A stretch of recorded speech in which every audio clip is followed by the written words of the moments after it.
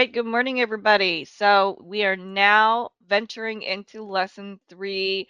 All right, so it's all about planning. So planning includes looking ahead to all aspects of the project, including scope, as you see here, schedule, budget, quality, risk, and finally putting it all together and figuring how to make it work. And that's the integration component, including your approach, whatever approach that you choose to complexity and change. Okay. All right. Now we're in topic A. So most of the content in this section refers to the process domain in the exam. So 50% of your PMP exam. Okay, or the way of working side of the PMI talent triangle.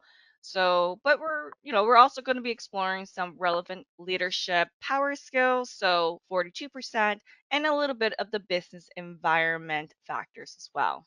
Okay. So all projects, regardless of which industry, sector, location, or life cycle, or even your development approach that the team adopts, you need to have a project management plan, right? So the project management plan describes how the project will be executed, monitored, controlled, and closed. This is very important, right? All right, so project documents are a type of content that's used by project practitioners to plan and manage a project. These project documents are used as part of predictive projects, and teams working with adaptive or hybrid processes benefit from tailoring many of these documents for their use.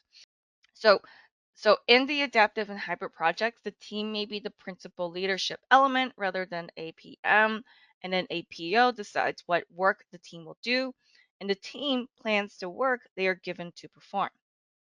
Everyone on the project contributes, but someone may be responsible for ensuring a psychologically safe environment for the team. If you're using Scrum, then it would be like a Scrum Master. But if you're not using Scrum, sometimes it's called a team lead, a coach, rather than a PM. All right, so planning across life cycles. So this is just an overview of the planning process in different life cycles with regards to how requirements are specified, basically how much needs to be known about the desired outcome.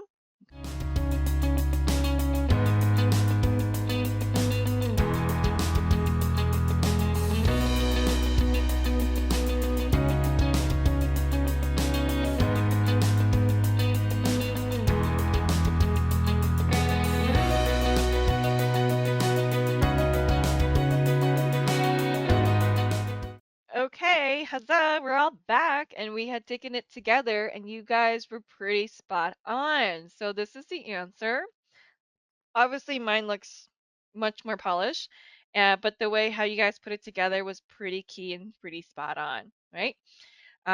This is what it would look like when you have a path that diverges out into two separate paths.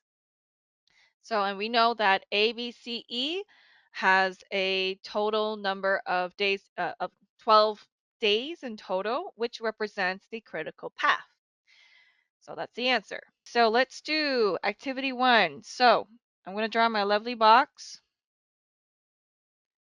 And I have a late start of 30. So I know that the late start is going to be in the bottom.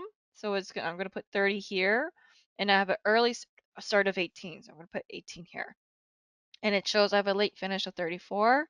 So 34. Oh, 34. Because I see 30 and 4, it's likely that the duration is 4. I'm going to put up here because just to make it easier.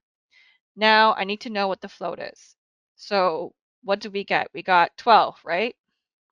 Because you guys are on mute. Yeah, because the Yeah, difference, correct. Yes. yeah, the difference Yes. between 18 and 30 is 12. Therefore, I could figure out what the late start is, or I can just do the calculation here because the difference between 30 and 34 is 4, so the duration is likely to be 4. So that means the late start would be 22 for this activity. Mm. Okay, so that's how I figure it out.